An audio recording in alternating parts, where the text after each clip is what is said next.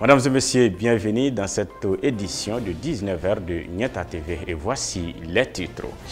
Le Mali s'est retiré de l'organisation régionale G5 Sahel et de sa force conjointe militaire de lutte contre le terrorisme.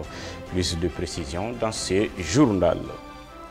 Le centre An-Nour a procédé à la remise de diplôme à sa deuxième promotion de mémorisation du Saint-Coran ce dimanche au 15 mai. La Tanzanie augmente de près de 25% le salaire minimum pour faire face à la vie chère.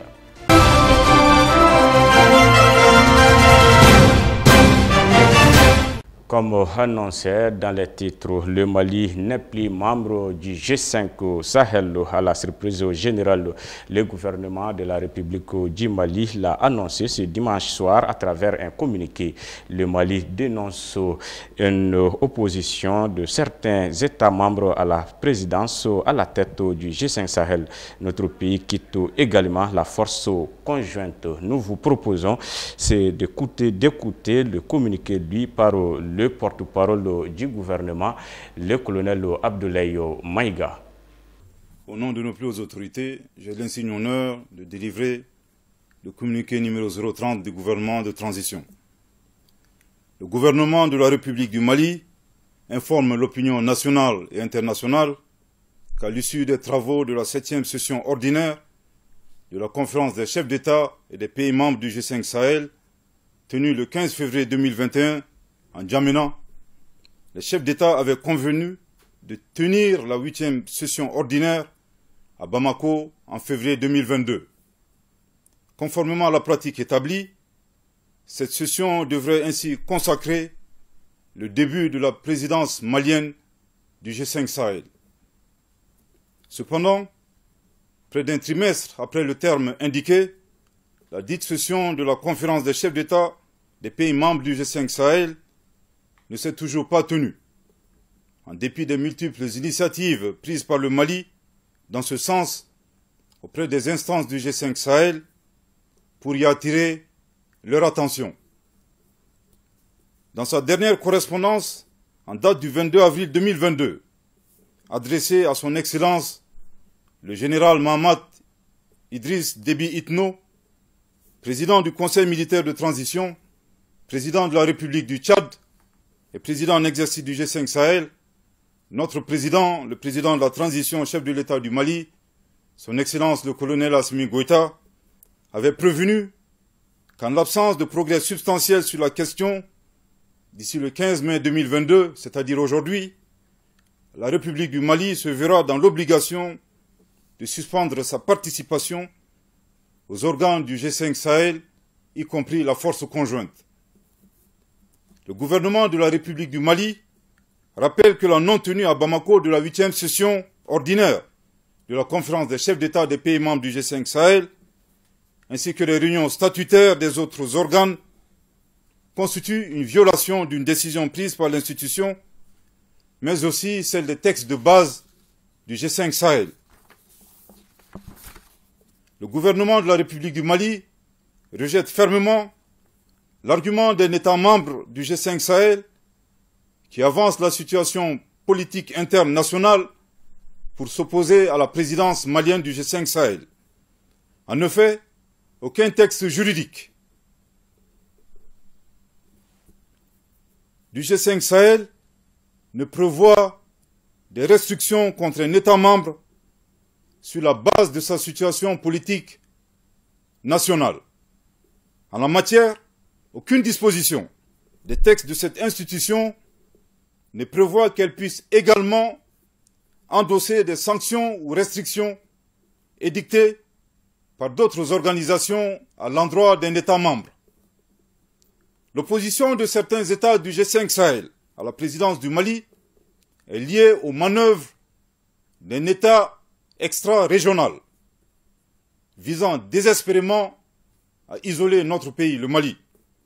Et de cette situation le gouvernement de la République du Mali en déduit une perte d'autonomie, une instrumentalisation et un dysfonctionnement grave des organes du G5 Sahel, notamment la conférence des chefs d'État et le secrétariat exécutif, dont le programme de travail annuel et le budget 2022 ne sont toujours pas adoptés par le Conseil des ministres de l'institution. L'instrumentalisation d'une institution comme le G5 Sahel, dont le mandat est de mutualiser les moyens pour garantir les conditions de développement et de sécurité dans l'espace des pays membres, est fondamentalement contraire aux intérêts de nos pays et de nos peuples, qui font face à d'importants défis dans le domaine de la lutte contre le terrorisme. En conséquence, le gouvernement de la République du Mali décide de se retirer de tous les organes et instances du G5 Sahel, y compris la force conjointe.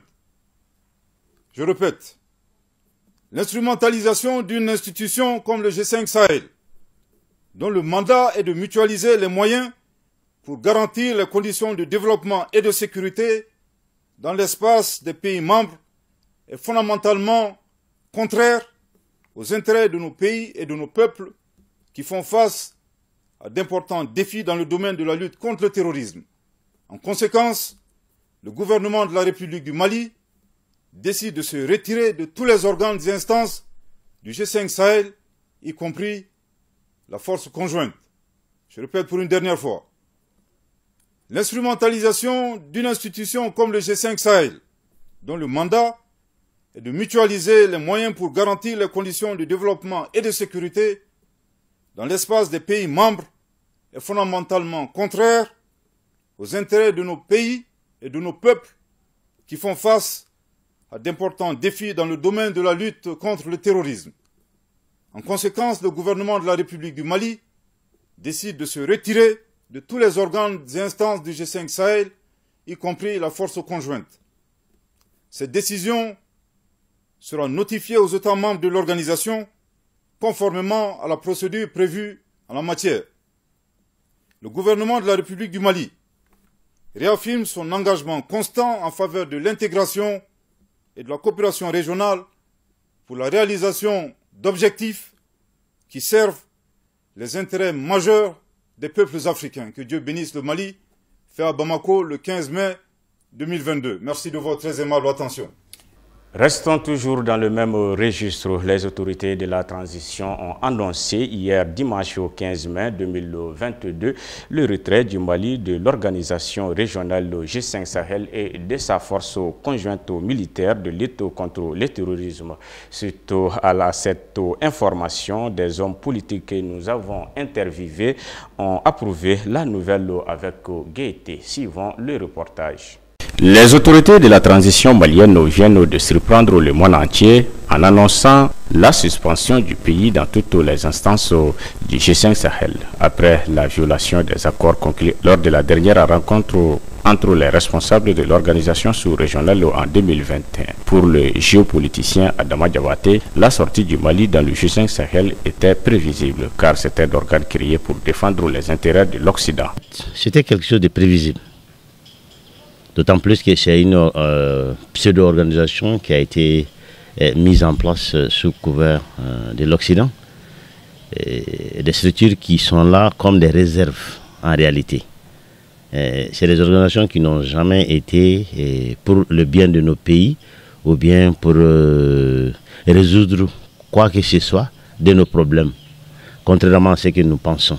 Parce que ce qui crée nos problèmes propres à nous, c'est, comme je dis toujours, c'est des pompiers pyromanes.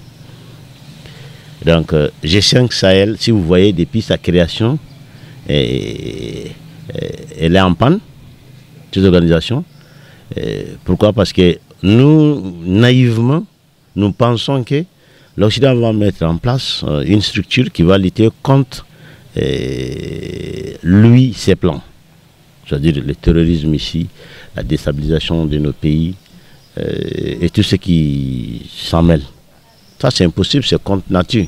Homme de médias, homme politique Noum Togo dira que les Occidentaux sont contre la fin de la crise sahélio-saharienne. Pour preuve, l'Occident est vent debout en mobilisant des milliards de dollars afin de soutenir l'Ukraine contre la Russie, alors que nos pays sont attaqués par des terroristes depuis des années et ces organes comme G5 Sahel sont en manque de financement réel.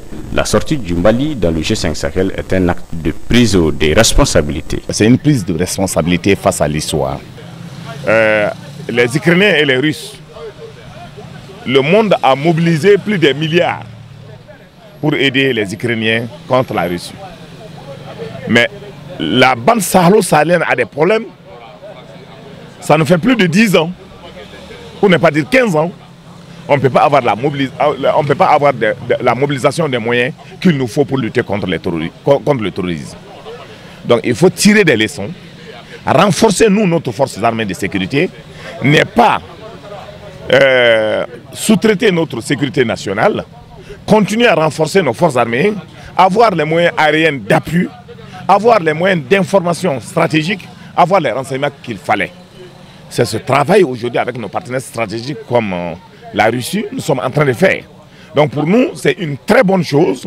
Au lieu donc de disperser nos forces, on se reconcentre, on prend la situation en main, on organise à l'interne et les dispositifs sont lancés pour libérer notre pays. Concernant l'aménagement, Noum Togo a affirmé la fin de sa présence au Mali très prochainement. Mais il a demandé aux autorités de prendre toutes les dispositions sur le plan sécuritaire et de travail avant de remercier la mission onisienne.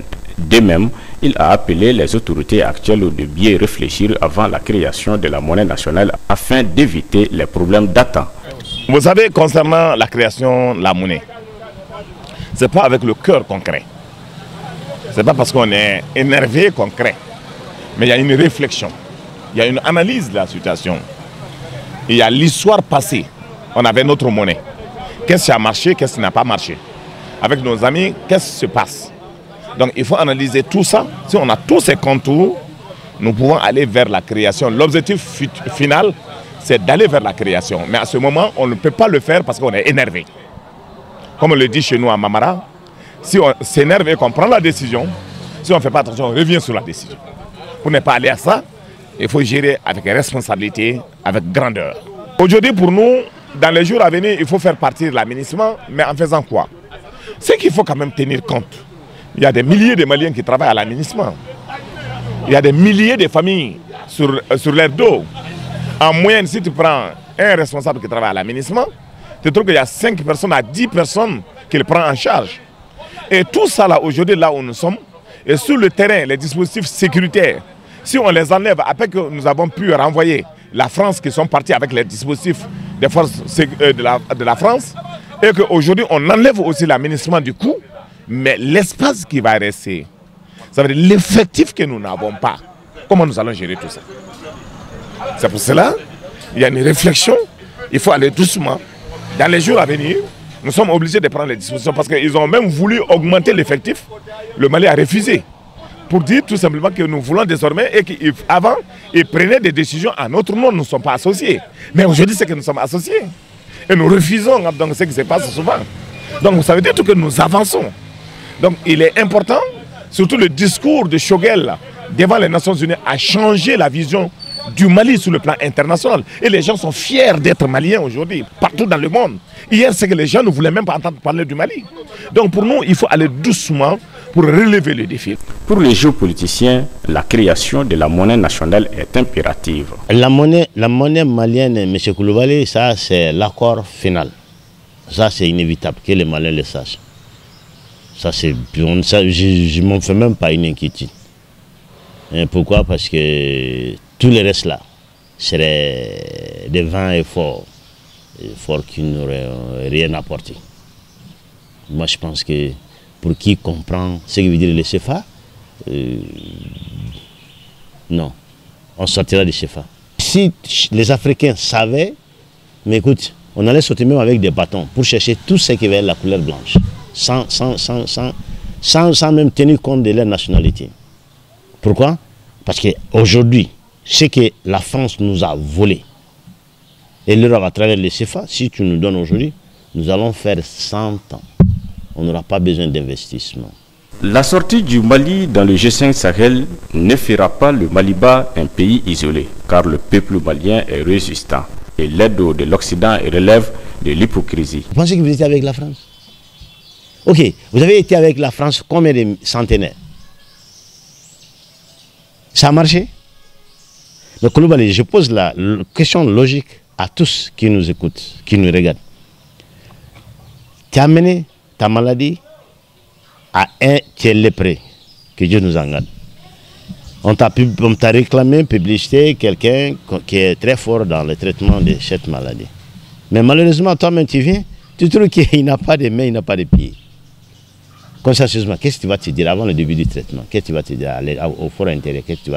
Quelle sera l'émotion? La première réaction? Merci. Parce que si tu peux m'aider là, pourquoi toi-même là tu as ces problèmes? Comment un aveugle peut conduire un aveugle? Mais la France n'a rien. Si elle peut nous aider, qu'elle cède d'abord. Nous sommes des résistants. Nous sommes des hommes, des braves combattants. Nous croyons en nos valeurs. Et nous avons une société, nous avons l'organisation telle que nous n'acceptons pas ce qui vient d'ailleurs. Ce qu'on a dit en français facile, antifadin tout. C'est-à-dire ce qui vient d'autres, on n'aime pas ça. Donc le travail de tout ce qui se passe, l'endurance, l'éducation, la culture, ne permet pas qu'on aille se coucher à plat ventre pour dire voici ce qui se passe, mais le Malien se bat donc pour relever les défis. Et aujourd'hui, nous pensons que tant que nous pouvons cultiver, tant qu'il y a la sécurité, tant qu'il y a l'eau, tant qu'il y a les conditions sécuritaires et la justice, le Mali peut se tenir debout. Adama Diabaté et Nuntogo ont tous invité le peuple malien à soutenir davantage la transition pour un Mali développé, prospère et indépendant. Le Premier ministre Dr Choguel Kokala Maïga est arrivé ce matin à Abu Dhabi pour présenter les condoléances du président de la transition, le colonel Assimi Goïta, et du gouvernement malien suite au rappel à Dieu du président émirati Cheikh Khalifa Ben Zayed Al Nahyan, accompagné du docteur Mamadou Kone, ministre des Affaires religieuses, du culte et des coutumes et de l'imam Oumarou Diarra, ministre délégué auprès du ministre de la Santé et du Développement social chargé de l'action humanitaire et de la solidarité des réfugiés et des déplacés. Le centre An-Nour a procédé à la remise de diplômes aux élèves de sa deuxième promotion de mémorisation du Saint-Coran dénommé Fé El Hadjo Modi Doukouré. La cérémonie a eu lieu ce dimanche 15 mai 2022 dans l'enceinte du 10 centre à Sébenikoro d'Orodougou. Elle s'est déroulée en présence du corps professoral, des parents d'élèves, des heureux récipiendaires ainsi qu'une centaine de fidèles musulmans. Suivant le reportage.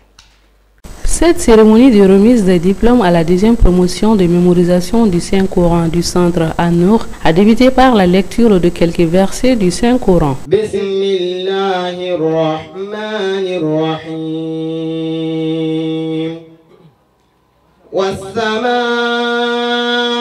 بنيناها بأيد وإنا لموسعون والأرض فرشناها فنعم الماهدون. Suivi de l'intervention du promoteur du 10 centre qui a salué les fidèles qui ont effectué le déplacement pour assister à cette cérémonie. Il a aussi exprimé sa reconnaissance aux parents d'élèves qui ont accepté d'abandonner leurs enfants pendant des années pour mémoriser le Coran. Les heureux récipiendaires ont manifesté leur joie. Ils ont rendu hommage au corps professoral ainsi qu'à leurs parents, grâce à qui ils ont eu cette chance. Le représentant des parents d'élèves a salué l'effort des formateurs qui ont permis à leurs enfants de pouvoir mémoriser le Coran dans les conditions normales. Il a exhorté les autres parents à amener leurs enfants au centre An-Nour pour apprendre le Coran, ce qui les permettra d'avoir un avenir radieux. Quant au fils du défunt El Hadji Moudi Doucouré, qui a été choisi parrain de cette deuxième promotion du centre à Nour, il s'est réjoui de l'honneur placé en son père. Il a ensuite remercié le promoteur, le corps professoral ainsi que les habitants du quartier. Ainsi, au cours de la cérémonie, les apprenants sortants ont aussi lu quelques versets du Saint-Coran pour magnifier cette cérémonie. 3 suspects ont été mis aux arrêts dans l'affaire de l'assassinat de la directrice du premier cycle B du groupe scolaire de Kanguera à Selengue dans le cadre de l'enquête de brigade territoriale de gendarmerie de Fana a interpellé ces 3 personnes le 7 mai dernier. Aïssata Maïga nous donne plus de détails. Selon le communiqué, les investigations immédiatement entamées après l'assassinat se poursuivent pour élucider les circonstances des faits et situer les responsabilités. La directrice d'école d'une quarantaine d'années avait été retrouvée égorgée dans son bureau le 29 avril dernier dans la matinée. L'odieux meurtre de Mme Ouattara Matatougoula avait suscité une vive émotion à Selengue dans le reste du pays. Plusieurs personnes, notamment des leaders de syndicats d'enseignants, avaient rendu hommage à la directrice et réclamé que la lumière soit faite sur son assassinat.